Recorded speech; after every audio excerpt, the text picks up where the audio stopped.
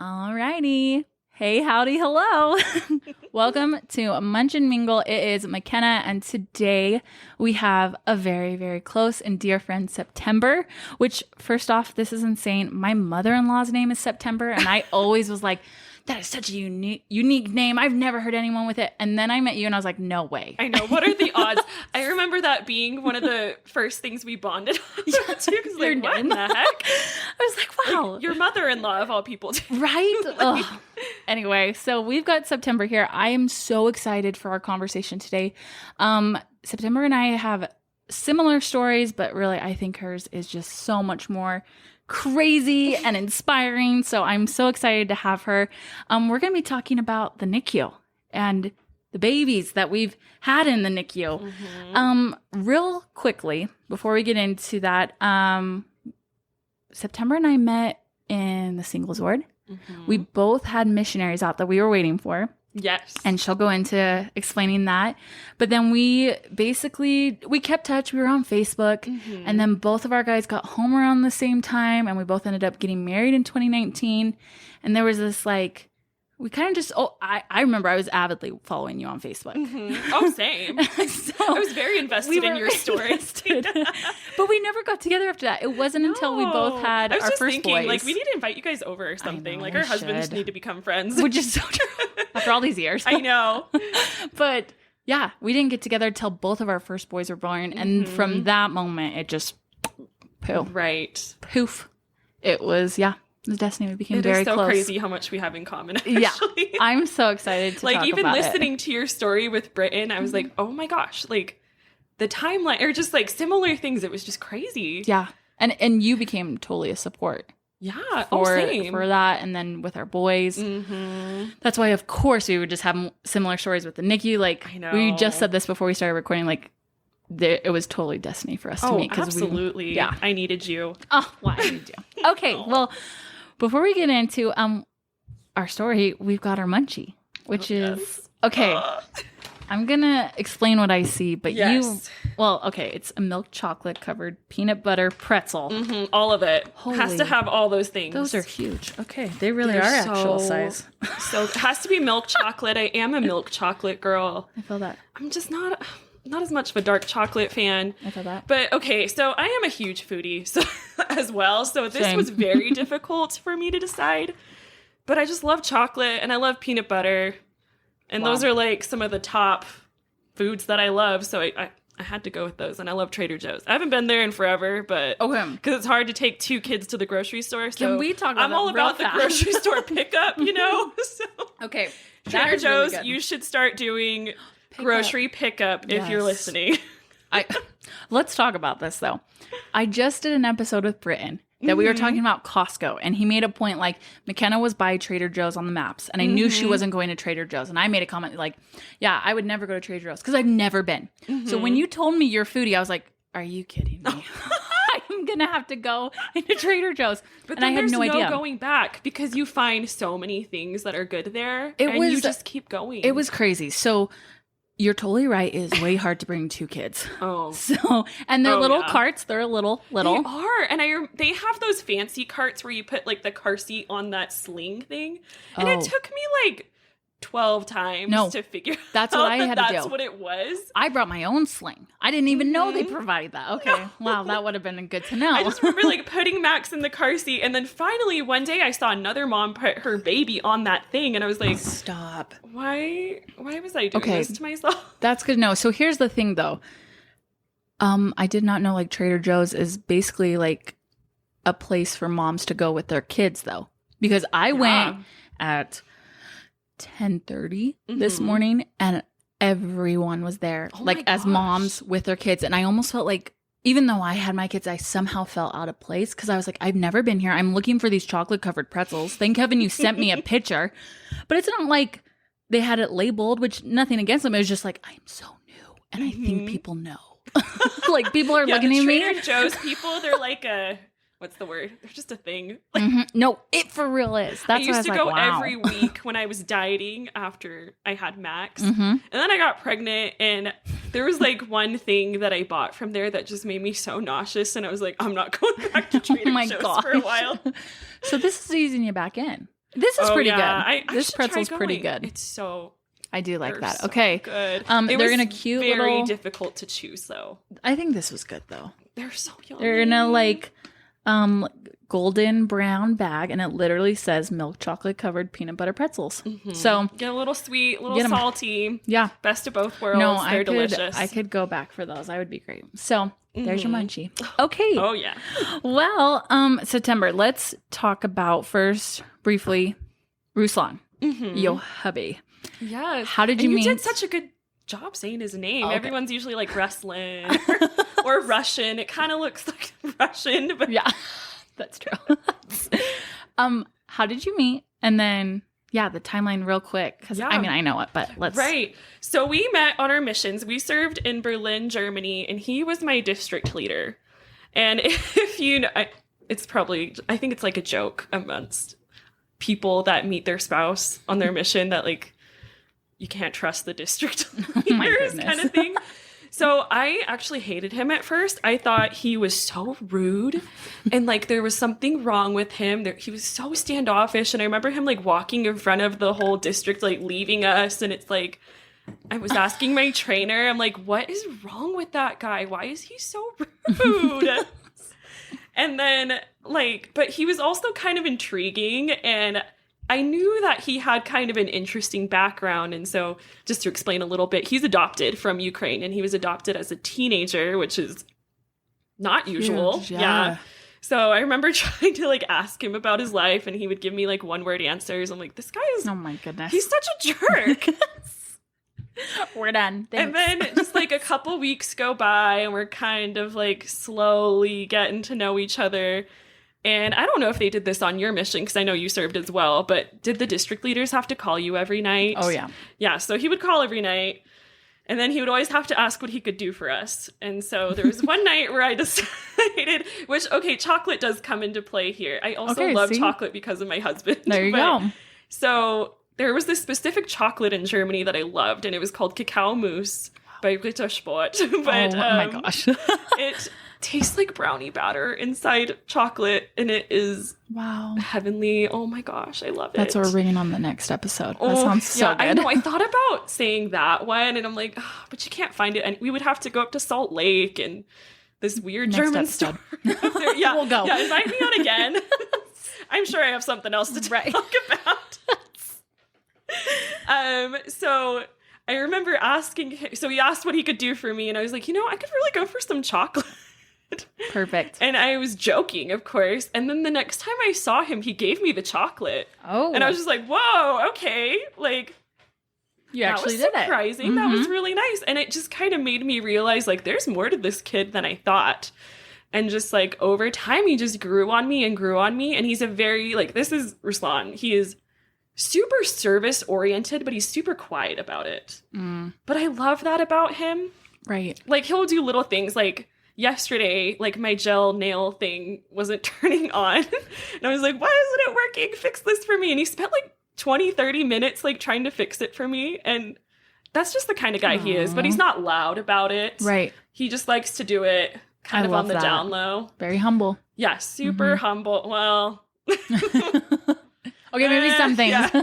Some things he's like, no, you need to know I did this. Yes, but he is so wonderful. So when I came home from my mission, he still had about 9 months left. And I just wrote him an email, and I was just like, hey, I'm home. Because we were really good friends at that point. Wow. And he was just like, oh, hey, you should kind of keep writing me. And I knew he liked me, but I didn't think anything would come of it. I kind of hoped it would. And then just like super quick, he was like, I love you, like, I want to be with you kind of stuff. And I told him that I wasn't going to say that unless he would marry me. And he's like, okay, fine, I'll marry you. All right. So we wrote for about, 9 months. And then he came home. And you met his family? Yeah. So while he was gone. Connected us. And I was so nervous. Because, it kind of sounds bad. Like, you're not supposed to have like a girlfriend on the mission. And his parents and his whole family, they just like opened their arms. They loved me. Is so helpful because Britton's family did the same thing. And I think that any family members listening out there, if you want to help your missionary, embrace the other. Just they were so wonderful to me. They invited me to all the family events as if I was already in the family. And it was kind of cool because they got to know me without him, like me as an individual. Totally. So you get to really build your own relationships with them. I love it. And then come to find out my mother-in-law and I are like kindred spirits. Oh like, my gosh. More similar than my own mother and I are.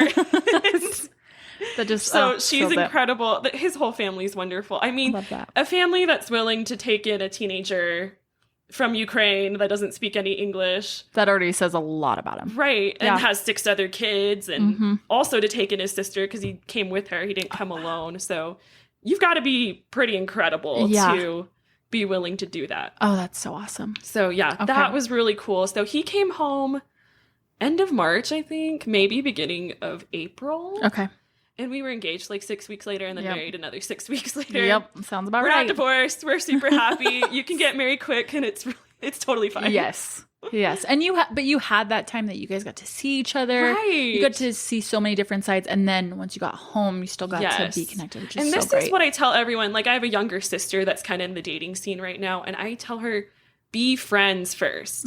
Because it makes such a difference. Like, there was like just no awkwardness once we got to do like the physical stuff because we just knew each other and it came more naturally because we loved each other for who we were instead of just being like, oh, I think you're good looking kind of thing. And everything is so like, you see all these dating apps and stuff and everything is so physical and like what's on the outside. Yes. Yep.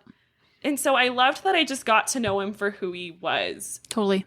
And for about what's to come the next couple of years, I think that even more you needed that strong bond. I mean, having kids in and of itself is already, it will take a toll on the marriage. That's normal for everyone. So you've got to have a bond. But then to go through even more trauma with that and it just... Whole other ballpark. Yes. For sure. Okay, so you got married. When did you get pregnant with Max? It was... So I'm one of those crazy people that probably, like, I would have never gone on birth control, like, would have been happy with the honeymoon baby, but Ruslan was not cool with that. So I remember kind of feeling this urge around December of 2019. So we were married for 6 months at this point. And I told Ruslan, I feel like I should get off my birth control and start trying. And he was kind of like, whatever. And he's kind of like that about a lot of things. I feel like in our relationship, not that, like, I do believe that the man is supposed to receive revelation for his family, but a lot of it is me kind of being like, I think this, and then he's like, okay, kind of stuff. Yeah. I don't know if you experience that at all sometimes. I definitely have started to realize like both of us can receive a revelation. And in your story, I mean, I know it, but I think that's a big thing for you guys. And I think it's awesome that you both respect each other's revelation. Yes. So you get it and he can feel it and pray about it himself, but then you're bonded through that. Right. And then if he were to get something. Right. And I thought for sure he was going to be like, no way. Yeah. But he was like, yeah, sure, whatever. So at this point, we're like, all right, let's just see what happens. I was only 22 at the time. So I figured I would get pregnant really quick. I was super healthy, like really into working out at that point. I thought I would get pregnant immediately. And then it took 5 months. Which is not the end of the world. Like they say usually 4 to 6 months is what I've heard. I just remember like so we kind of started in January and I remember it got to March and like the months leading up to this, I'm like, okay, like sad, but shouldn't panic quite yet. And then it got to March and it was like, there's got to be something wrong with me. And it was general conference. So I guess it was the beginning of April because I think I found out I wasn't pregnant at the end of the month. And I just remember crying during general conference, like, Lord, just give me a baby. Yeah. And then another month went by, still no baby. And then May, we finally got pregnant with Max. And that was like the best moment of my life. I remember like knowing I was probably pregnant because I started to actually feel kind of funny. You know, when you kind of like, I'm pregnant. I would always say like, oh, I think I'm pregnant. And Ruslan's like, you always think you're pregnant. It's all right. It's a real thing. It is. It's just on your mind 24/7. Yes. But I felt like really weird. Like, I am usually like, I'm a pretty type A person. So like, if I make a plan, I carry it out. So I remember I didn't want to make what I decided to plan for dinner that night. And it's like, that's weird. That's pretty good. That's weird. And so we ate out that night. And then the next day I still felt kind of funny. Like I didn't want to eat what I had planned for breakfast. Yeah. And then I was like, I'm going to wait one more day to take a test because I would always test too early too. Yeah, I'm one of those people. And so I waited till the next day and it was immediately positive and it was so great. And I found out by myself. I was like 1 a.m. I thought it was 6 a.m, but I couldn't sleep. Right. And I didn't want to wake up Ruslan because he's mad if you wake him up. So no, I'm the same way with both Baker and Beau. I would tell myself like, because they say don't take the test until the morning, right? You know, because you've got so it has to be first morning urine. And so with Baker's, because it was the first, you're just so antsy, and I even did it like you pee in the cup, you stick it in. I'm not chancing missing the stick, so I'm gonna pee in the cup. Douse it in that. But I didn't feel anything different. The only thing I've noticed, which same with Beau, and I assume it will be the same with any more kids that we have. Nope, it just feels like I'm getting a period. And it's so awful. I'm like, the only thing that will ever tell me if I'm pregnant is I don't get my period. I will have all the symptoms leading up to it. That's why it's so irritating. Oh, for That's me, the word. I'm like, for me, there's definitely a difference. Because I knew like immediately with Bodhi. Yeah. I knew immediately. It was crazy. Okay, which we oh my gosh, yes, we got to get to Bodhi. So you got pregnant with Max. Yes. The pregnancy was with Max. What was that like real quick? It was hard. Okay, honestly. Yeah. So I found out like right at 4 weeks because we were trying, and I think like week 5 started and I was like horribly nauseous. I wasn't one of those that like threw up all the time. Same. But I wanted to. Yep. And I'm one of those people that like if I throw up I feel better, and I was like dry heaving and not feeling better, and so that was miserable. And then I got over the sickness probably around like 18 or 19 weeks, so like kind of late. Yeah. And after that I was basically in some kind of pain until the end. Yeah. Which is so interesting because I remember like, so I'm a Christian. I served a mission, member of the Church of Jesus Christ of Latter-day Saints. And I remember thinking about the atonement when I was pregnant with Max, thinking like, this is such a cool experience to kind of be like the savior in this way where he suffered for us because we can't suffer for ourselves. And I will add to this later because I learned a different part of this with my other son.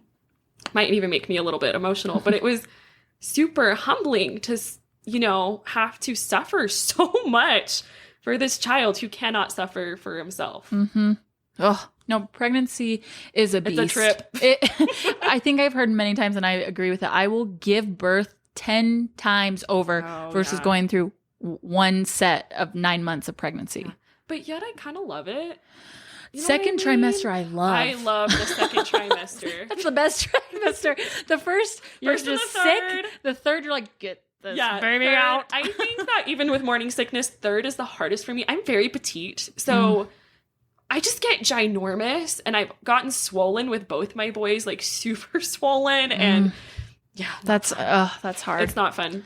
But at the same time, I'm like, oh, I could do it again. I know, and that's the baby fever. It goes through all the women, right? When you get it done, you're like, maybe I could go again. Was it really that bad? Yeah. Which I think my sister-in-law told me there is a hormone release after you have the baby. It like does that, and I'm like, whoa, okay, someone was thinking about that. They're like, if I'm this gonna is make that it this bad, hard, we gotta kind of make them forget a little. I'm just gonna wipe it from your brain. Oh my goodness. Okay, so you had Max.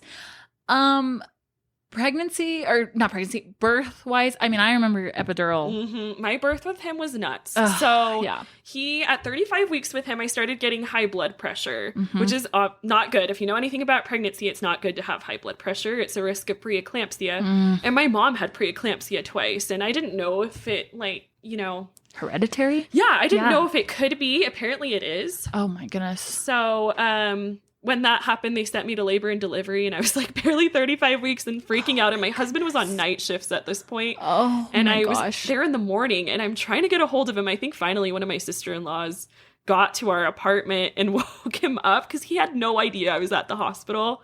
And I was freaking out of my mind. They ended up sending me home. They sent me home like a million times in that remember. in a period of 2 weeks. The worst. Because they'd be like, sorry, we just, they have to err on the side of caution. Yes. And so keep him in there as long as they can if he's healthy. And which it is important. Yeah. Right. It's important to keep them in as long as possible. So I think I got to a point. Oh, actually, I started bleeding when I was like 36, and it wasn't heavy. It was like it was spotting, but I freaked out. And Ruslan had just gotten home, and I was like, "We need to go to the hospital right now. Like, we got to call the doctor. Like, something's wrong." And I was having a lot of contractions. Come to find out, I was just dehydrated. And don't even start me on that. Can put you into preterm labor. So they put me on a water IV and then sent me home. But after that, they're like, okay, we're inducing you at 37 weeks. So they gave me a steroid shot to help with his lungs. The lungs. And so they induced me at 37 weeks. I had to come in at midnight. So I was exactly 37 weeks. Yes. And I remember at the beginning, his heart rate was dropping a little bit, so they kind of had to delay the start of the induction. But so my whole induction was like 37 hours long. No joke. Wow. So once they started it, they started me on a Cervidil, and you were induced with Baker, right? Yeah. I don't remember that. You don't remember? Okay. It's like a mini tampon thing that they put in to try to, it's called cervical ripening, where they try to get you to dilate. And it's inserted for 12 hours. No. Failed for me. Did not. Oh, gosh. Failed for me.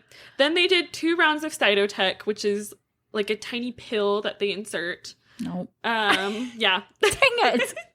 And those failed for me, but those were like 4 or 6 hours long each. So everything was failing for me. Did you have to get Pitocin or anything before? No. I've never had Pitocin, and I've been induced twice. Hear me out. Because that's what made me dilate, that's generally what it is. So then why? Well, I went in completely closed. Holy. I am one of those people that take forever to dilate.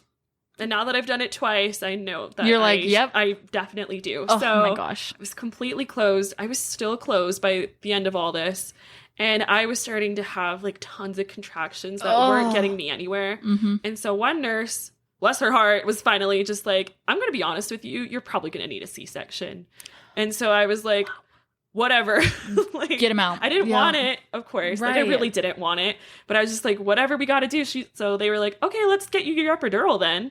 And then I magically was at a 4 after they gave me the epidural. Now, the epidural was wild, especially if you're... Oh, gosh. Well, I guess you were feeling contractions, so that's good. Yeah. Okay, I was having tons of contractions. They were just getting me nowhere. Yeah. Like, not dilating me, not anything. So, but then the epidural did. Yes, but the epidural was also horrible because, so I remember they did like the regular epidural, that just like the IV thing down the spine. And that was okay. I remember feeling it more on this, I guess, right side of my body more than the left, which is typical to kind of feel it more on the one side or the other. And then I'm getting epidurals in me. I'm not a needles person in general. Yeah. And with having... high blood pressure, preeclampsia. I don't think I even said I did end up having preeclampsia with Max. So that's why they had to induce me. Yeah. Not fun or glamorous or anything. So then they tried to do this spinal, what's it called? The spinal block. Okay. Where it's like the big needle to like really numb you. I'm like trying to cross my legs. And this side of my body, I remember Ruslan was holding me in the front. Yeah. And this side of my right side of my body freaked out. Like, it was like I lost control, and I just about kicked him in the face, and my foot is numb to this day. I believe that it occurred in that moment. Yeah. But of course, like, I've had tests done. They don't know what's wrong. That's crazy. I've just gotten used to it at this point. Right. And when you hear the story about my second son, I'm like, numb foot isn't that bad compared to some other stuff. Oh my gosh. Okay, you had Max. I did eventually have him. So then they gave me the peanut ball, and I dilated like a centimeter an hour after that. Wow. I didn't push him for 2 hours, which was rough. And he was a bigger baby. Like, if he would have been born full term, he would have been big. He was 7 pounds, 3 ounces at 37 weeks. Jeez. And my epidural wore off by the time he came out. So I felt it, and it was horrible. I felt my stitches, and the doctor's like, ooh, you shouldn't be feeling that. Oh, my goodness. And so I was just broken. My body was broken after him. Yep. And but thankfully, he was perfect. He was ready to come. Totally. He was so strong and horrible, horrible sleeper, which is, we could probably do an episode just about baby was going to sleep. say, that is in the works because I want to, because that is something. So real quick. So then you had Max. I had Baker. Max was born. He was born mid-January, January 17th. That's right. And then Baker was born 2 months later. Yeah, so they're close. So they're really close. Mm-hmm. And when we got together to start walking, we were that was the first thing that really bonded us. We were both doing baby sleep. We did taking care and baby wise. Yeah. So we were both talking a lot about that. And I remember we were going on our normal walks, which we now continue, which I love. Which is so fun. And I remember both of us started talking about it. And I obviously need to get on and talk about my story with Baker, but both a little, not so traumatic, but enough that's like, whoa, okay, we're going to give it some time.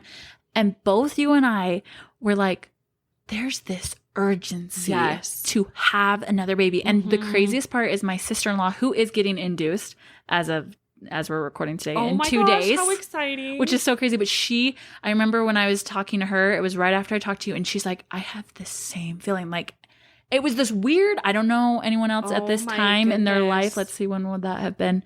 That was like April, May-ish.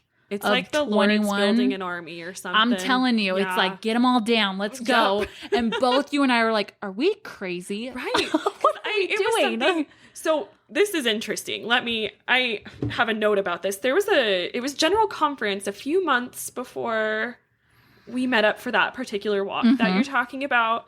And there was this talk, and I looked it up before we started the podcast when I was preparing earlier today. And it was by, what's his name? Scroll it through. Neil L. Anderson, and it was the talk, The Personal Journey of a Child of God. And there was a part in the talk where he talks about this woman who had really difficult high-risk pregnancies, and she thought she was done at a certain point, and then she just felt like there was another one. And then she felt again later on that there was another one. No way. And it was just like, in that moment, I kind of knew. And then that same month, this is crazy and not typical.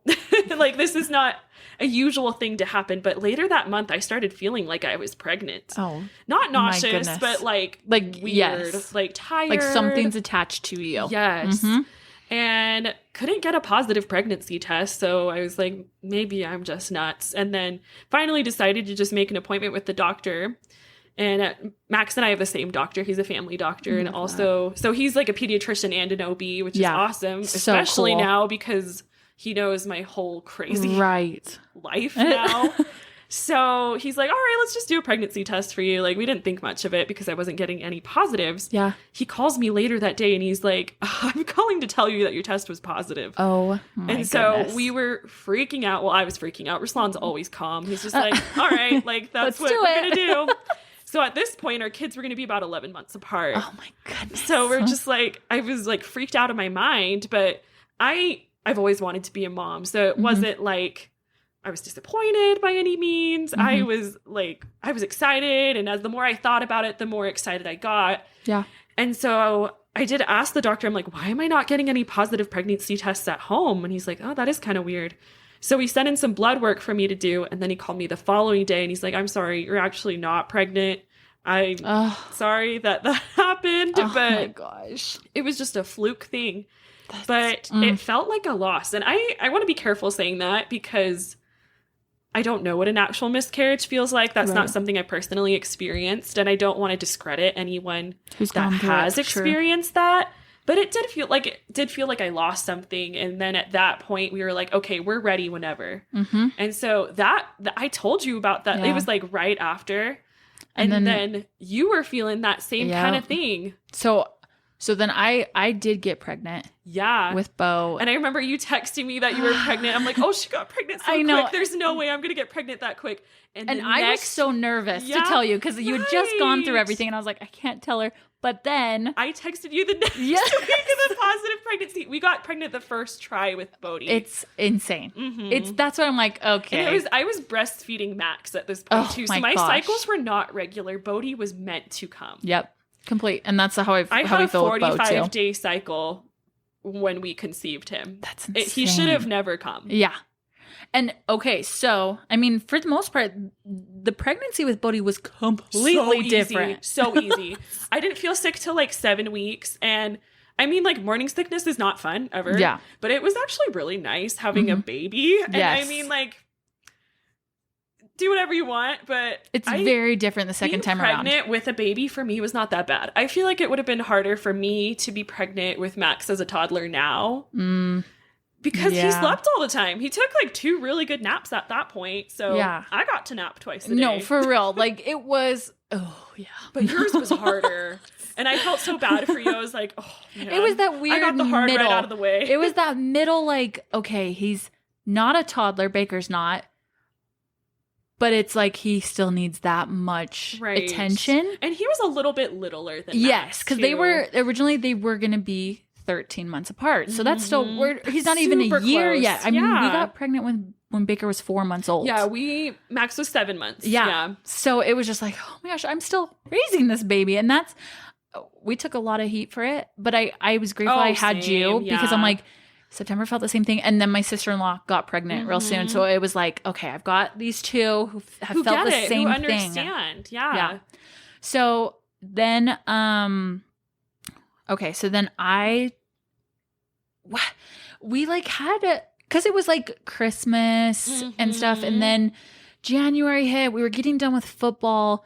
And then it just happened so fast. And I think you saw it did I text you or did you see it on Facebook? That you had Beau at that point. I think I saw it on Facebook. Because it was like, I knew there were so many people that I was like, I just have to send this out. I'm in the hospital. Right, like, it's the easiest here's the way. Thing. Which then you did reach out. Yeah. I think it was like a week or so later. And then it was like, okay, we can catch up. And especially like going through what I have too, like it is too overwhelming when someone's like in the real thick of it to be like, how are at you? least for my personality, it's like I'm kind of like, please let me just get over this, and then I'll talk to you when I'm ready. Totally, kind of thing. Totally, and so many people I think understand that. Thank heavens. So I remember wanting to give you some space, but the interesting thing is, I remember thinking like, oh my gosh, I could never do what she's doing. Like I just feel for her, and I remember praying for you so much, and I was just like, she's like Superwoman. Like how is she? Huh. Oh my goodness. No, the Lord had some interesting plans. Here we go. Yes. So he was like, oh, you want a little dose? Here you go. I think your life's pretty easy, huh? So Beau had to stay at the hospital for 3 months. So wow. Yeah. Okay, no, so wait. Remind Is it me 3 when months? Beau was... Because Beau and Bodhi were due a week apart. That's what it originally was. So I was due May 16th. Yep. And I was, I guess, May 4th. So a week and a half. Oh, yeah. They were still due super close. And so he was born February 3rd. And then he came home February, March, April. End of April? Yeah. So that's 3 months. That's about almost 3 months. He came home like right when Bodhi was born. Okay. That's where I was like, So I was going through all the NICU stuff which is awful. NICU is just so hard. It's so great. It's a bittersweet place. Yeah. Because you're like, this is so great. It is helping your baby. Yeah. But man, to leave your baby and to just try to go home and try to be like, this is normal. This is the life you had. But wait, you have your baby. Well, you don't have your baby. Right. And that's why it gets so, ooh. Yeah. So many so many complicated feelings attached to that. Yeah. I understand. So, okay. Bodhi. Yeah, so Bodhi, I had a really good pregnancy with him. But, at the end, I was feeling it. Like, I remember kind of an urgency to kind of get him out. And I felt almost guilty for that because, you should want your baby to stay in there as long as possible for them. Seriously. But I was like, no, I think he needs to get out. Okay, and I should say that, too. I kept going to my OB and I was telling her, Dr. Dabbling, love her. I was like, Dr. Dabbling, I know I'm further along. I know I am. And she's like, McKenna, you're not. Like, you're measuring right on point. And I was like, no. And when I had Beau, she even came and saw me in the hospital because she couldn't deliver. It was so on the spot. She came and saw me and she's like, well, I guess you were right. Like, you knew this baby was coming. And so I totally believe in that intuition feeling.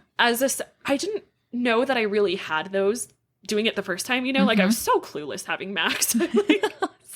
Like anyone who thinks they have like instincts the first time is like, maybe a little overly confident. But being a second time mom is such a blessing. And I think about that all the time. Like if Bodhi were Max, I just couldn't have done it. I know I couldn't have. Right. It helped us to have Max and Baker to go through that, to be able to bring them home. To know what a normal experience is like. We got to take them home. Yeah. And feed them. And, you know, it was, wake up in the middle of the night with them when they're newborns. Yeah. Which is still so hard, but it is that is the bonding experience. Yes. So when you don't have that, you feel like there is an actual part of you missing. Don't even start on postpartum and all the feelings you're already feeling. And then you don't have it's awful. It is awful. So Bodhi comes and everything at this point he was is fine. also born at 37 weeks. I was having high blood pressure as well. It was more mild. So we were just kind of monitoring me. They sent me there a couple times and then sent me home. Same drill, but not as many times. And so I remember I was 36 weeks and 6 days. So, you know, like hours before being 37 weeks. And so I had a headache, which is also a sign of preeclampsia. So not good to have. And I took a Tylenol and it was a couple hours and I was telling Ruslan, I'm like, I'm still not feeling so good. Maybe I should call labor and delivery. And they were like, yeah, come in. So I went in by myself. Which, BTW, it is very good to call labor and delivery. Yes. If you have a question and you're like, I don't want to call my nurse again, call labor and delivery. Like, worst thing they're going to tell you is you're fine or to come in and be monitored and then send you home. Like, they just want to make sure that you're okay. Like, I called when I had the stomach flu with Bodhi and I was like, I think I'm losing too much. Like, I'm going to get dehydrated. They're like, you're probably okay. They're like, and that's the thing. I think they would rather you call them to know. And there were so many times my nurses would say, call labor and delivery. Yes. Same. Even your own nurses. But yeah. Anyway, okay. That's what my doctor told me too. He's like, if this happens, call them, see what happens. So I called and they told me to come in. They did the blood work. I know the drill at this point, you know, not my first rodeo with high blood pressure and a pregnancy. So they came back and told me that I didn't have preeclampsia, but I had gestational hypertension and they were going to induce me at midnight. Wow. So I was like, sweet, okay, let's do it. Like, let's get this kid out of here. So I called Ruslan. We set up arrangements for Max and my mom got a flight to come in and we started the induction at midnight and they did the dang Cervidil again. Stupid 12 hours wasted. It failed on me. Next time I have a baby, I'm going to be like, do not give me the Cervidil. It does not work for my body. Oh, I should say that I went in at 0.5 centimeter dilated this time. Okay, at least we had some progress. Bit. But it still did nothing. No, it did nothing. I was the same. And then they gave me the Cytotec and they let me get up at this point, which they didn't let me do with Max, which is interesting. But I did the birthing ball and just kind of like bounced on that for a bit. And because of my horrible epidural experience, I was like, I'm not doing an epidural. I'm doing it natural this time. And so that, the birthing ball, I think, helped me dilate because I got to a 3 after the Cytotec. Dang. And I was like, awesome. Okay, give me the peanut ball. The peanut ball is going to dilate me. And my doctor's like, you're awesome. Like, you know your body. Like, let's do this. And it worked. And I remember when I got to like a 6, I started having like intense contractions, like bad. And I had a prompting. I know it was a prompting now to get the epidural. Wow. And I was like, no, like I'm going to get paralyzed at this point. One foot is down. I cannot take another one. Right. And like not be able to walk. 2 babies under the age of 2? Definitely not. And so I got it. It was a much smoother experience this time. And then 30 minutes later, I felt the urge to push. And they're like, no way. You were just at a 6. And they're like, oh, nope, she's at a 10. They like were calling the doctor. He like sped to get to me and he got there last minute. I pushed Bodhi out in 20 minutes. Yeah. Oh. So compared to 2 hours, it was like a breeze. Miracle birth. And then he came out. He was tiny, itty bitty. He was 5 pounds at full term. He was 5 pounds, 6 ounces. And his legs were like so skinny, but like almost too skinny. Yeah. And but we didn't think anything of it at the time. Like he looked just like otherwise normal. Yeah, he was just small. And the doctor was like, "This guy was sunny side up. I'm surprised you pushed him out so quick." And he was like, that's probably why your contractions were hurting so bad because of the back labor. Oh. So we're like, okay, great. This baby's here. Everything's wonderful. I'm holding him. Yeah. Ruslan's like, all right, I'm going to go get some lunch because it's like, or dinner, I guess. It was like 10:40 at night. Yeah. And then everyone's gone. And then I felt like weird. Like my catheter feels funny and I'm starting to feel things again. Oh my goodness. And then I start feeling like I need to push. And it was like, what? Like, there was not twins. Yeah. There was one baby. And I remember like I'm holding Bodhi and he's tiny, you know? So like I'm so scared and I can't find the button to call the nurse. And I just say a little prayer and then finally she comes in like a few minutes later. And I was like, there's something wrong. You have to take this kid from me. Yeah. And so I handed her him. And this is where it starts to get a little fuzzy. But I remember my mom was coming to switch places with Ruslan because, you know, there's still kind of some COVID restrictions at hospitals. So my mom was coming to switch off and meet him. And I start freaking out. Yeah. Like I was in so much pain. It felt like a contraction that never went away, but, you know, like dilated to a 10 contraction that never went away. And I was like screaming, and that's not me. Like it was almost like an out of body experience, like freaking out, screaming, crying hysterically. And they get like a bunch of people in and they're trying to figure out what's wrong. And they're looking at me and I was like, I feel like I need to push. Let me push kind of thing. And they're like, there's nothing for you to push. And then the doctor checks and he's like, oh, you have something called a hematoma, which is kind of like this big internal bruise that was kind of like rock hard, you know, in the area where you would push out a baby. And it was the size of an orange. And Bodhi's tiny, so it was the same size of his head. Wow. So, I mean, my assumption is I must have started feeling that. And that's why I felt like I needed the epidural. Right. And if I would have never got that epidural, I would have been in pain for so much longer. Yeah. So they start to give me narcotics at this point, and they're not working. I remember them not working and saying like, it's not working. And I remember like falling asleep, and this is where I don't remember things very well, but my mom says I was talking about crazy stuff at this point. Like I needed to help Ukrainian refugees. Oh gosh. And I needed to something else. Very valid, but it's like, okay, right now. Sorry, so, I've had 2 babies, but even still talking about this, I'm like, I need to cross my legs. I need to like tighten my body. Oh my gosh, us moms are so empathetic. Yes, you're like, I can only imagine. It was horrible. Yeah. And you know, like everyone's like my foot problem, they're like, that's never gonna happen again, you know. And then I have something worse. Internal bruising. It's like, that's never going to happen again. And I'm like, what's going to happen next? Am I going to die in childbirth? Oh my gosh. Is that because it's just next for me? Yes. There's so much anxiety anyway. And so at this point, you're like, okay, basically you're the punching bag for anything that pregnancy. You're just like, okay, whatever, right? I'm going to take it. So they had taken Bodhi. Right, I couldn't tend to him, you know, and like Ruslan wasn't even there. Like he didn't find out till he came back. Oh my gosh. And so this is where it's super fuzzy. Like I can barely keep my eyes open more than 5 minutes. I have severe pain on especially the left side of my body. I cannot sit up straight or it hurts because that's where the hematoma is. Like it hurts so bad. So how did on my side. Does that go down by itself? Yes, and it did. Okay. It took about 3 months. So I just actually got cleared like 2 weeks ago to not get surgery to remove it. Thank heavens. It is finally healed. Bruises. That's they crazy. were going to drain it. It's kind of like this big blood blister thingy. Yeah. Yeah. They were going to drain it surgically because it just wasn't healing. And Wow. Okay. So you're dealing with that. Right. So there's more nurses coming in because I can't take care of Bodhi on narcotics. Are you kidding me?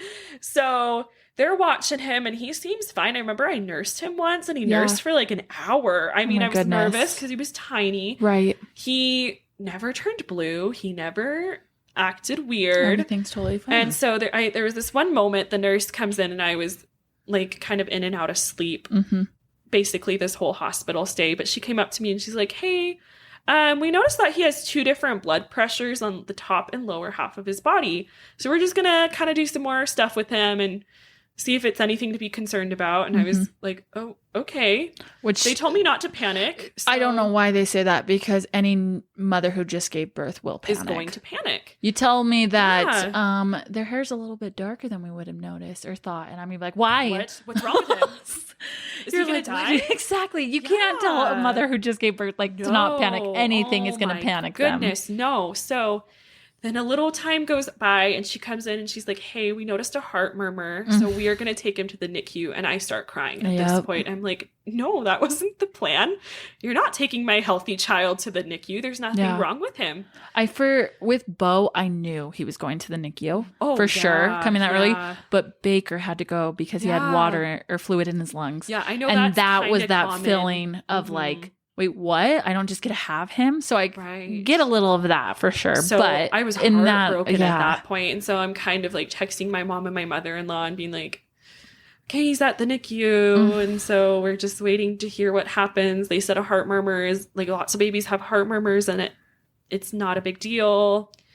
And then the next thing I know, the nurse that's helping take care of me and drawing my blood every 4 hours because of this hematoma thing comes in. And she hands me her phone. And it's the guy who is now Bodhi's cardiologist. And he says, I'm sorry, I might even get a little emotional. He's like, I'm sorry to tell you, but your son has congenital heart disease. And I'm like losing my crap at this point, like just bawling. And he's like saying, thankfully, his problem will probably be fixed for life. But he's going to have to get life flighted up to Primary Children's Hospital.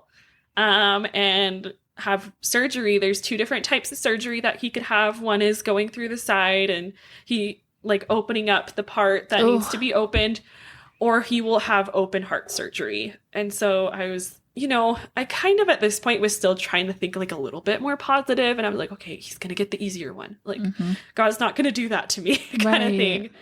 And just, so I'm trying to even remember because everything's so fuzzy at this point. I was still on drugs. Yes.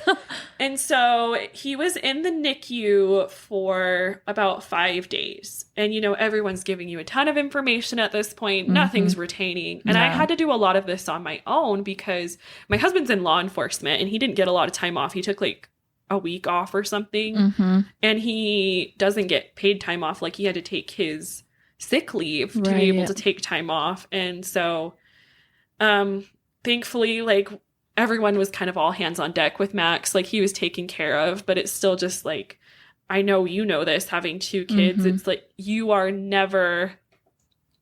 can't do anything right.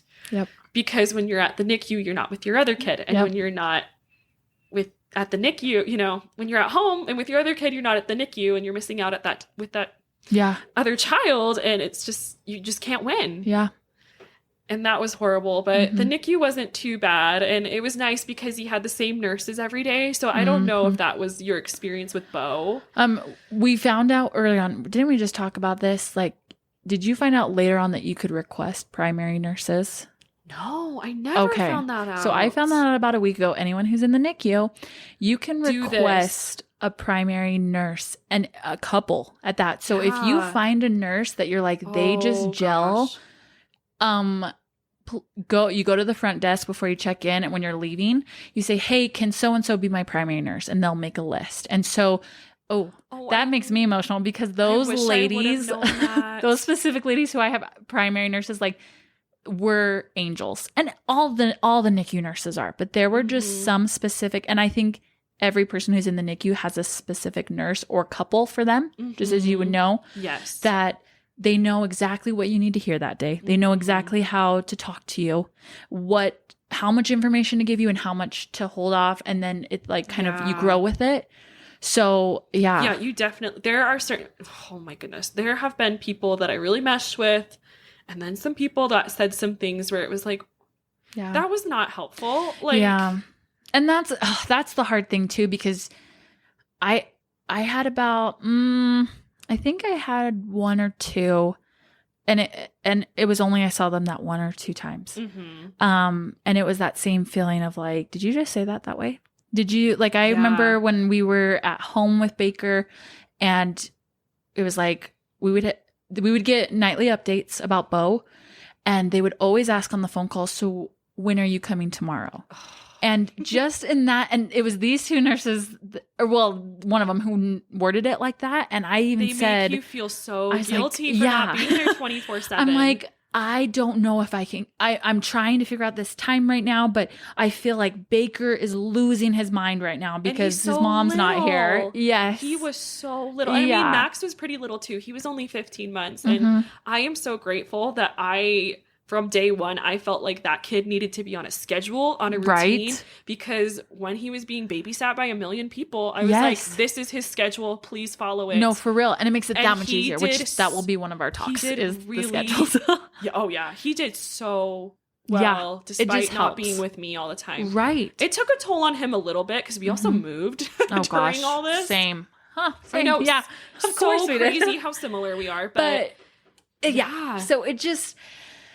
That was one of those hard days. And then the next day I got one of the I think it was, the first one that comes to my mind, her name is Anne. She was there the first day I got to see, I think she talked to me on the phone before I went to go see Beau. She was there then when I got to go see him for the first time.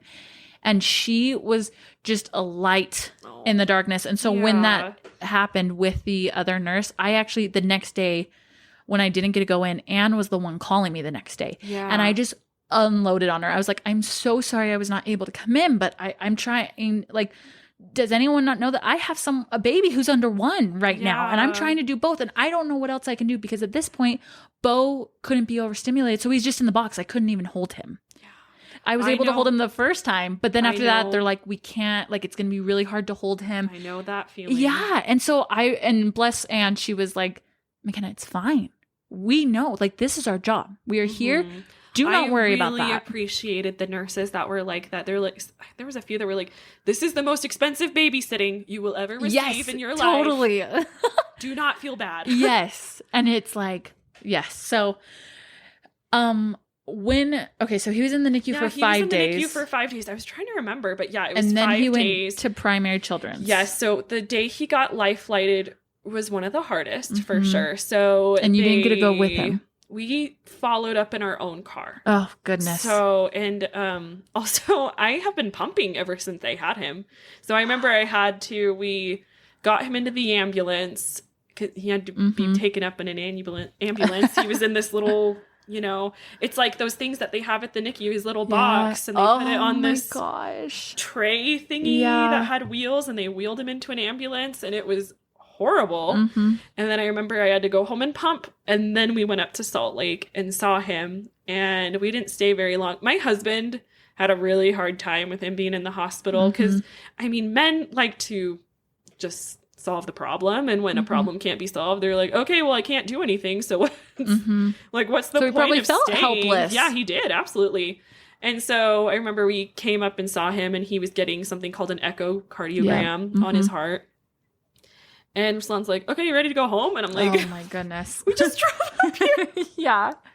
But I understand because he just was like, I can't do anything. So what's the point in staying here for hours and hours? Yeah. But, as the mom, you just feel guilty if you're not there 24/7. Totally. So I think the next day they told me that he went up to primary children's on a Friday, and they told me the next day, or maybe even later that afternoon, still a blur, but they told me that his surgery would be that Monday. So it was pretty quick. And the day he had surgery was the scariest day of my entire life. I really thought he was just going to die. I thought, like, God was just going to take him. Yeah. And, like, so what they have you do is, so I was up there waiting the whole day. I went up the entire day to be with him. Sure. And so we knew that we had to make arrangements for Max to be watched that whole day. Right. So I waited with him. I remember one tender mercy, actually, was there was this lady that came in, and she gave me a little children's book, and it was called My Heart is Like a Zoo. And it was like all these animals with heart shape drawing things on it. And it's super cute. And that was a tender mercy because I love to read to Max. And Max that's one of his favorite things to do. He would, not so much anymore, but he used to just hand books to me all day. Yeah. So I just remember thinking, like, okay, God is aware of us. I still don't know if everything's going to be okay, but he's aware of us. And so And thankfully, I had a nurse that I really liked that day, and she stayed with Bodhi for a few days, but it was very frustrating up at Primary Children's because you pretty much got a different nurse, like, at least every other day. Wow. And that was, like, everyone's telling you different information, you know, and so that's just frustrating. But I really liked this nurse that he had that day. Her name was Jessica, and she was great. And I remember watching her get all suited up because she was going to go in there with the surgery, and they wheeled him away, and then there was a certain point where I couldn't go with him anymore. Mm-hmm. And I was doing this all alone. Ruslan couldn't come. I think he actually had to stay with Max until a certain point. Right. And then he came up during the surgery, and then at that point, they just call you to give you updates. So every time we got a call, we would update. I would update, like, my mom and my mother-in-law and be like, they repeat the information because I just cannot tell everyone. It's too much. I'm sure you know. Mm-hmm. And so... is someone knocking on my door? Maybe. Okay, that was the creepiest thing ever. It's recording now. Oh, great. Sorry, we had to stop that. That's okay. I'll move away for a second. Yeah, sorry. Someone was just deciding to knock on our window in our front room and not the door. No, the window. Yeah. Me and September just thought we were gonna die because when you hear it on your earphones when it's not coming from the microphone, it sounds. I mean, you'll hear it now on the recording, and I'm going to keep it just so that we never forget this moment, because that was terrifying. I was telling her it felt like the beginning of the Scream movies. Stop. I was already, like, we're in a moment, and now I'm like, who's banging on the door? Like, the phone's going to ring. Okay, we're back. Okay, sorry, I need to calm down. Where were we? Surgery. They were calling you. Of course, it was like a super serious moment. And this is why this has to be it made here. it a little bit more lighthearted, you know. So. When you hear that, you tell me your heart rate doesn't start pounding because I heard it the first one. At first I thought it was in my head. And I was like, okay, you're crazy. Just keep telling your sob story. And I heard it and I was like, that's and then she kept going. And then and you saw her because you can see my window. I can't. I was like, someone is at your window. I thought someone was going to throw something at me. I mean, they did bring you a pizza. They did. Sorry about that. That is really nice. Some tenants are super sweet at our property. Okay, we're back to the surgery.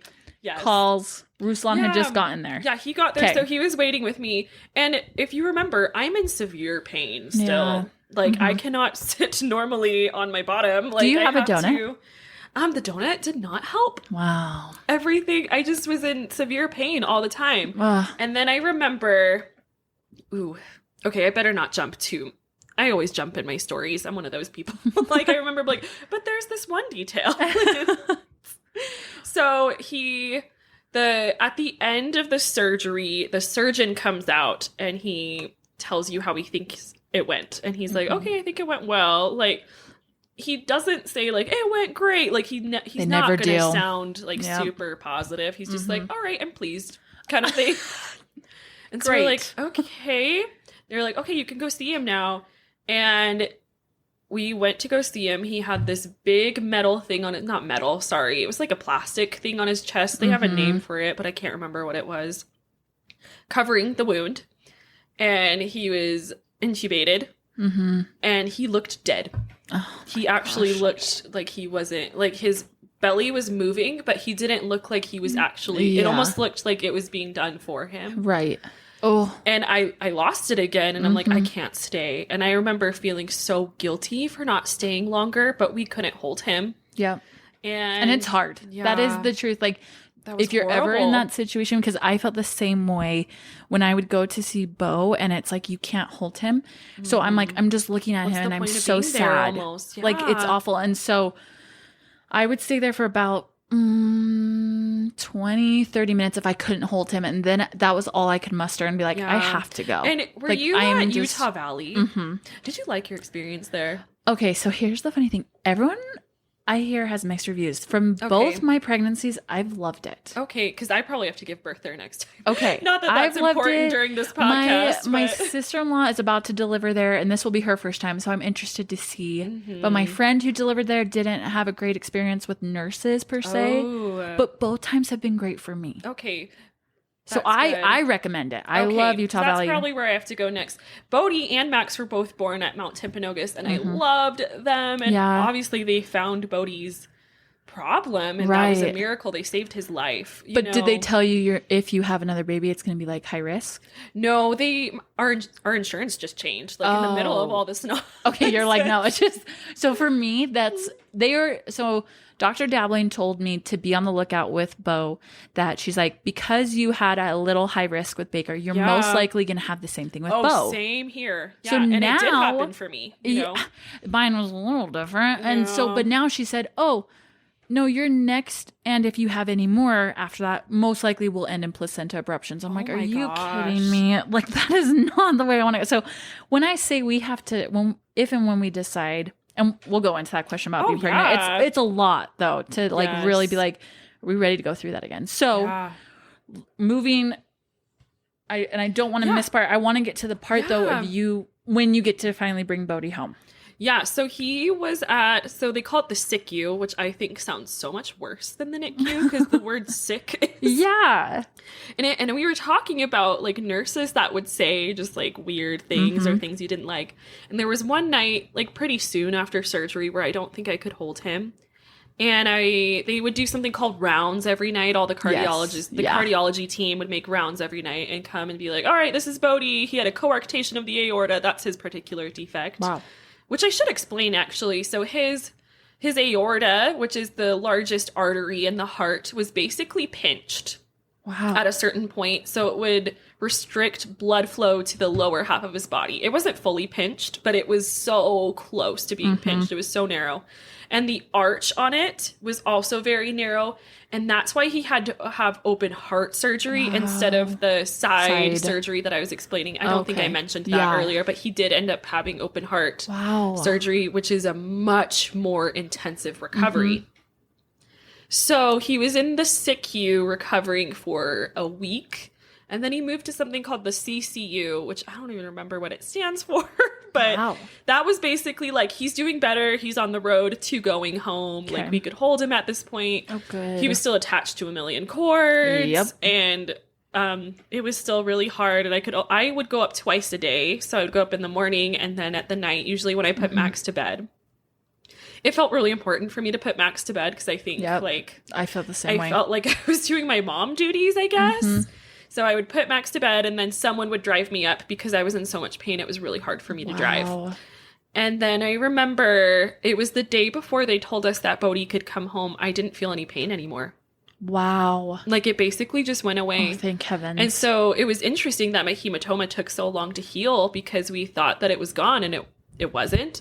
The Lord just took that pain away from me. Yeah. Because there was literally no way I could have tended to Bodhi in the pain I was in. And that was something I was worried about in those 2 weeks. So he was up at Primary Children's for a total of a little over 2 weeks, actually. So he came you would go home twice a day? Twice a day. To Salt Lake from Pleasant Grove at the time. Holy Hannah. So about 45 minutes. Yeah. There. And, and then 45 back. Twice a day. It was horrible. And so we finally get to take him home, but he has to be on oxygen and he has to be on a feeding tube. Strictly. So he cannot eat anything by mouth. And that's actually how he still is to this day. He cannot take anything by mouth. And he's 3 months old now. We're recording this a little earlier than when it's going to be on. So I'm hoping and praying at this point, and I will hopefully give an update. Yeah. Thank you. But yes. Which is something I'll go into later. Because even this last week, we've had like a crazy, insane week that I didn't even tell you. I really should have just been like, McKenna, here we go. This was my week. This is our catch up. When we got to bring Beau home, their biggest thing was getting him to eat normally, probably. To get him to eat normally, and he had a dropping heart rate. And so he did come home on oxygen, but he didn't have to cut. We were there in the NICU and we helped him kind of as he learned to bottle feed, which was good because here was my thought until we were talking about this. I was like, they wouldn't send him home on a feeding tube. Like, there's so many issues that could go wrong. They wouldn't do that. They will. They will. Not often, but they will. They will try not to, you know. So the reason Bodhi needed a feeding tube, and I didn't even really actually know this because, you know, having a child with so many needs, there's so much information thrown at me all the time. It's impossible for me to retain everything that everyone tells me. But there was this particular doctor that we saw this week that I'll tell you about later. But he said that it was the intubation. That, like, that thing down his throat. And was Beau ever intubated? He might have been. I think he was. Wait. It might not have been as long as Bodhi, though. Yeah, that's the thing. I think it was in the Bodhi very was a beginning. few days. Yeah, I don't think his was past 24 hours for Beau. Oh, yeah. So that wouldn't have probably affected him quite as much. But that's because of that. That's why he has to. Okay. Yeah, so... Yeah, it's not fun. So he had something called a swallow study done before, so like 3 days before he had to leave. And he completely failed. And I remember being so angry at God at this point, being like, just why would you do this to my son? And I don't think I even mentioned this. Well, I guess I did. I told the whole story. We had no idea that Bodhi had this problem. Right. This was all thrown at us in a matter of 2 weeks, that our lives were going to be so much different than we imagined. And, you know, we still have a 15-month-old at home. So I'm in my head freaking out. Like, how am I going to navigate these cords with a crazy young toddler? But they're like, because he's going to be on a feeding tube strictly, he can actually go home sooner because we don't have to like monitor him learning how to eat. So yeah, he did have to go home on oxygen. The oxygen was probably harder just because it's heavy and we were like tied to one room in the house, you know. It was horrible. We managed in our apartment. It wasn't this one. We had moved before, but it was small enough, and they were just warning us, like, don't ever overstimulate, even though, like, we could hold him. So both Britt and I kind of decided, since his room, he slept in our room. Yeah. And it was so close to the living room that I was like, we're going to keep him. And he still had to sleep so much. Yeah. That we just kind of kept him in his room. And then when it was time to feed, we'd go in there, we'd hold him. But any other time, it was just he was laying in his bed. And I think that's why he's such a touchy baby now. Like, he loves to be touched, cuddled. He's so my touch baby. Like, just having two different kids, but like having a child that, you know, that was separated from me. Like, I thought that he wasn't going to bond to me, and he's bonded to me like almost better than Max did. Like, same. He is very attached to me. When he sees me, like, his face lights up. Yeah. Like, he already freaks out when I leave, and he's only 3 months old. No, for sure. And it's with the same with Beau. It's, he wants to be in the room. He wants to see you. But if he can be on his own watching us, like, for maybe a good 5-10 minutes max. But then at that point, he's like, hold me, and I will cry until then. Baker, all right, it's fine. I'll do what I gotta do. Max, he's such an independent kid, and I am so grateful that the Lord gave me Max first, because I couldn't have done it with any other kid. Max learned how to step over cords, and he learned to be soft with Bodhi, and it was, I know, like, of course, and our children's name are Beau and Bodhi. Can this get any more? Beau, Beau, and then Beau. We always say Beau, like Bobo. That's what we call him, Bobo. Yep. We both have Bobos. So like, what are the odds? You know what? Actually, I didn't even say why we named him Bodhi. So my husband's Ukrainian, I mentioned, and so Max's name is actually Maxim, which is a really common Russian name, and it means the greatest. And if you know Max, like, that is so him. And it wasn't done on purpose. Like, that was just the name that Ruslan always wanted to use. So his name's Maxim. We had never could think of another. I call him Maxie. Yeah, Maxie. I say Maxie all the time. I probably call him Maxie more than anything. Or poo poo head, you know? In an endearing way. Right. But he is poo poo head. Right. So when we found, I thought both my boys were going to be girls. So when we had Bodhi, I was like, oh, I'm not even going to think of a boy name, because I know it's a girl. Oh my gosh. And we have two, like, solid girl names that I do hope to use one day. But so when we found out it was a boy, it was like, whoa. Have not been planning. We do not have a boy name. And have you seen the show Lock and Key on Netflix? No. Okay, you should, are you sensitive to scary stuff? Because it's very sensitive. Did you just see that door knock? Okay, I about lost my God. It. I wish this sensitive. Was like one of those YouTube podcasts. I know, because you could see our faces. Like I have really big eyes naturally, but like my eyes were like popping out of their sockets. My heart is going a little fast still for that. I'm trying to calm it back down. So yes, very sensitive. Goodness. It might be a little much, but Probably. there's like a little boy that's like 10 years old, and his name is Bodhi in the show. Love and it. I've heard the name before. I've heard the name too. And I just remember I was morning sick with Bodhi, like early pregnancy. And we were watching that show because the new season came out. So it was October, because I remember we just watched the newest season this week because they came out with it, which was funny. Gosh. But so we were watching it, and I was like, oh, Bodhi's kind of a cute name, but we could never use it because it's Russian. It's not Russian, I mean. So never thought of it ever again. Right. And then after we found out he was a boy, the name we were kind of thinking of was Dimitri. Yep. I still like that name, but the meaning was like worshiper of Demeter, which is some god of like agriculture or something. I was like, that does not really resonate with me. And I loved that Max's meaning of his name just suited him.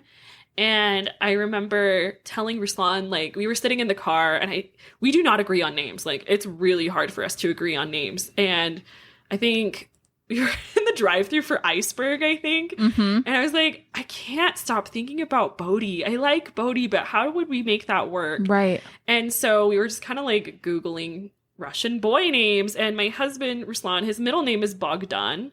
But there's another form of that name, which is Bohdan, or Bohdan is what you would say in Ukrainian, but it's spelled Bohdan.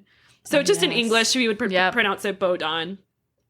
And its meaning is gift from God. Oh, and I was like, that's his name. Yep. That suits him. Like, that just sounds like him. Like, he feels like a gift. He was given to us so quickly, so easily. My pregnancy has been pretty smooth. It means something way different now. But I just had to share that. Yeah. That was how we got his name. So Bodhi is the shortened version of Bohdan, but everyone says Bowden, and I don't even correct them. Yeah. You know, they're like Bowden Morford. Oh my goodness. And I come up with my baby with all these cords. And you're like, it's fine. I'm like, he goes by Bodhi. Yeah. Okay. Well, this has been just so good. So as of right now, I mean, when we are recording this, like you said, he is home. He's off oxygen. He is. He did get off oxygen on July 1st. So he was on oxygen for like 6 weeks, I think. Yeah. I can't even remember. It was horrible, but his cardiologist said he was good to go. And we even had his oxygen levels checked this last week, and they were at 100. Oh, yeah.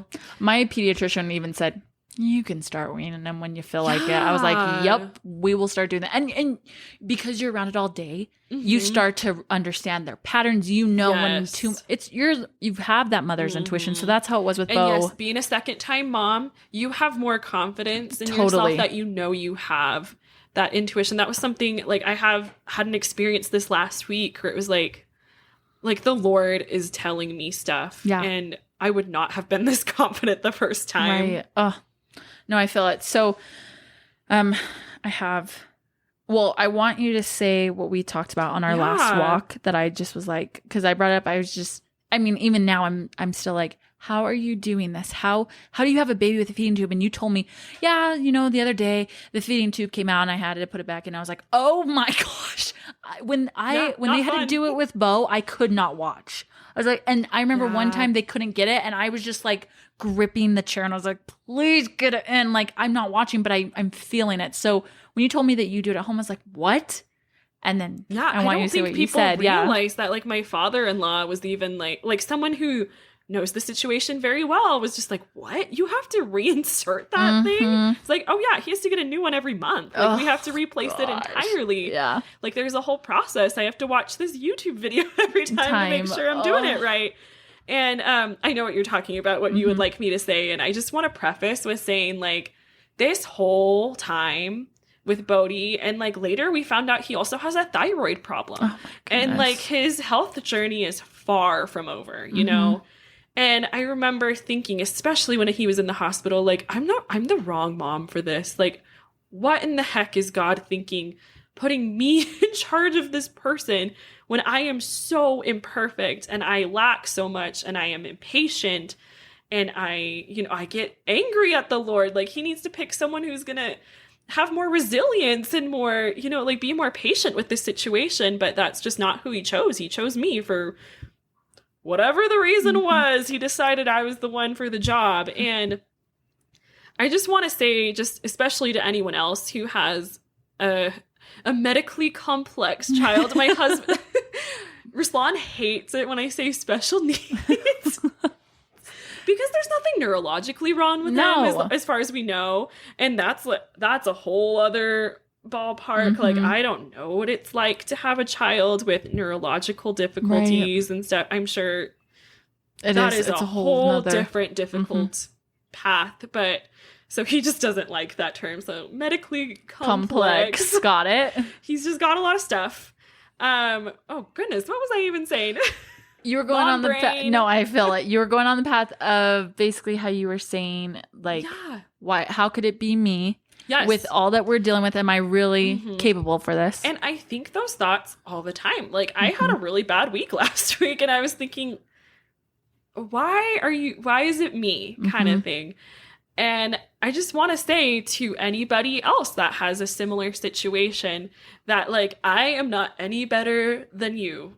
Like, I am not any better of a person than you, any better of a mom, any more patient, any more resilient, any kind of attribute you want to attach to that. I just do it because I have to. And because I love my son, you know? And I have really, really bad days. I cried a lot last week. He had yet another swallow study, and he failed completely. He cannot eat still. And thankfully, that led me to a few other doctors that I feel that I was inspired to find. So that was a really cool experience. But it's still, I was frustrated, you know, and I cried, and I was mad, and I was sad, and I felt everything. You know, it's so interesting because you feel so many kind of contradictory emotions having a child like this, because you love your son, but you hate the situation. Yep. And it's like, I was telling somebody this, it's so interesting because with, you know, a normal healthy child, you kind of want time to slow down. Right. And it's like, you're getting too big. But I'm sure you feel similar about Beau. You almost want time to speed up.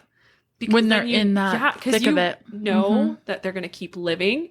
You know that they're going to, you know, move on from these difficulties that they have. Because I know in my heart that this is not the life that he's supposed to lead forever. I really do think he's meant to eat and meant to function more normally. It's just going to take him a long time, and it could be years for us. Right. They can't really even give you a straight answer, which is frustrating, but you do it because you have to. Yep. And also, I want to say, I mean, if you're not a believer, like, that might make it harder in one way, but because I'm a believer, I know that I'm doing it with the Lord, and that's the only way I can do it, because I am so imperfect. Like, I want to stress that. Yes. Like, I am not that great. You are great. And people say comments to me like, oh, I don't know how you're doing it, kind of stuff. And it's like, you know, I don't either. But it makes you so real.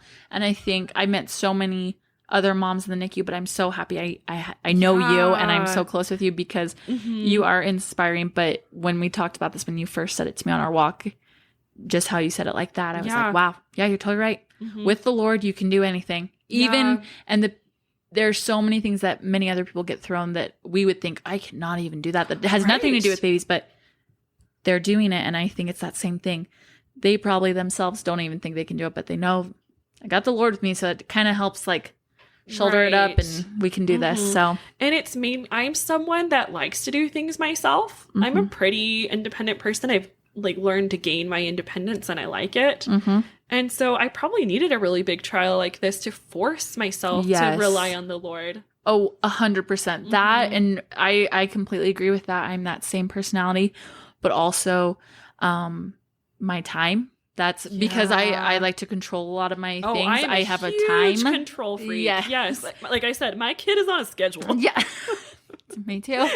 And so it was a very humbling experience to not control anything. To realize, okay, it's your time, your will. Oh, okay. Well, last question, and this is an exclusive for both of us. And I know we've already talked about it. I didn't tell you I was going to ask this, but do you think down the road you will have more kids? 100% yes. I feel like we have at least 2 more. I would really like to have a minimum of 4 kids. Yeah. Preferably more. I've always been one of those, you know, crazy girls that wanted 1 million children. I don't know if I can convince Ruslan of 1 million, so we might have to compromise to 4 to 6. 4 to 6 would be good. He'd be pretty content if we were already done. Right. But It's always I don't have a girl and I really want a girl. Yeah. But I do love my boys and I'm so glad that they have each other. Yes. Your boys are so cute. I absolutely want more kids. I'm not exactly sure when. Because, I mean, originally I was kind of thinking like, oh, if Bodhi gets off his feeding tube, I'll probably be ready by the time he's 1. But if it takes years, I might not be ready till later. But especially now that I've had an experience where the Lord, like twice actually had experiences where the Lord has said it's time. I know he's going to tell me when it's time again. Yeah. So I've felt that same way. Right before Beau was born, this is our little exclusive, our families know this, but 2 or 3 days before Beau was born, I had a dream that I had Beau and we were in the hospital and they're like, the nurses come up and they're like, oh, do you want to come see Beau? We knew we were naming him Beau. And so I go see him and I see my baby. And then another nurse comes up and she's like, okay, do you want to go see your other baby? And I was like, I knew they weren't talking about Baker, but I was like, oh, no. I didn't have twins. I just have Beau. And she's like, I know, this is your other baby though. And I was like, what?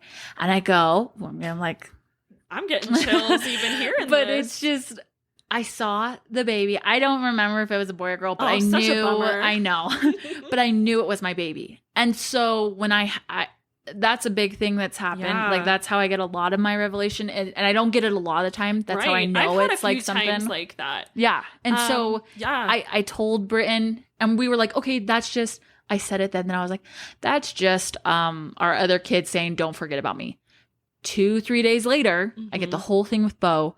And at that point, my doctor even said, we don't know if you're going to be able to have babies anymore. And I just took it because Beau was born and he was alive, that I was like, good, we got the 2. But then after I got my 6-week check, my doctor was like, oh, no, you're fine. But she said, miracle. You cannot for the next 2 years get pregnant. She's like, you have to give your body a rest. We don't know if you had a placenta abruption because you got pregnant so early. We don't know. And I just was terrified because then that's when she told me it's going to be a high risk. And I just was like, I don't know. And all of a sudden that dream popped in my head and I was like, oh my goodness. Gosh. And since then, multiple times have I had dreams, again, like we were talking about earlier, where I feel like there is another baby. And Britton has now gotten a couple of dreams. And so we are both very aware that I'm like, okay, I got one more. Yeah. And like you said, I mean, I can't close it off. Not that I can give you not that I could say this is your revelation, McKenna. This is what I'm like, I'm Joseph or whatever, interpreting the Pharaoh's dream. But to me, your body healed. What a miracle. To me, that would be a testament. Yeah. You are supposed to have one more, And that's, for myself at least, the fact that I'm not afraid to do it anymore. It's insane. I'm a little afraid. So I need the faith and I think that's why I need the time. But I also, I said, both Britt and I are like, let's not have 2 in diapers again. So let's get Beau on his way. It's very expensive. And 2 years, okay, then we can start. I don't need to get pregnant at 2 years. But it's like, okay, I am open. I will get there. Let's get past the 2 years. And then let me really, I'm not focusing on it too much right now. Because like I said, my doctor was very you cannot. And I don't know. And 2 under 2 is a lot. It is. We didn't even talk about that's another one that we have to do. We should come on and talk about that. Mom talk. Because 2 under 2 is a lot. I still, amidst health problems, I still have 2 under 2 moments where they both poop at the same time and they both are nuts at the same time. They both are crying. They both won't sleep or whatever. Oh my gosh. It is a lot. Would I do it again? Without health problems, I'd probably have 2 under 2 again. Yeah. But yeah, I'm just waiting for the Lord to say, all right, let's do this again. But I don't think it's going to be until Bodhi's off the feeding tube. Yeah. And that's okay. And I think that's... Oh, yeah. Yeah. Oh, wow. Well, I love you. I'm so grateful that the Lord brought us together. Here. I think this was actually a healing experience for me. Yeah. Because there was so long where I couldn't talk about any of this without bawling my eyes out or some, not just couldn't do it. It's just another bonding experience for us. And I know we will have many more down the road. So, you're such a good friend. Thank you. You are. Okay. Well, thank you for all y'all listening out there. September is a great human being. I assume, what's your Instagram? If people ever wanted to reach out, would you be okay with that? I'm not a huge social media user right now, but I'm thinking in the new year, I might kind of start up something else again, but I think it's just at September Morford. Okay. Morford. Perfect. And it's a pretty unique name. Yeah, I would be shocked if just spelled like the month, not with any weird letters mixed in there. It's just the month. She's great. She is amazing to talk to, and as you can see. And yeah, thanks for listening. We'll see you next time. Bye.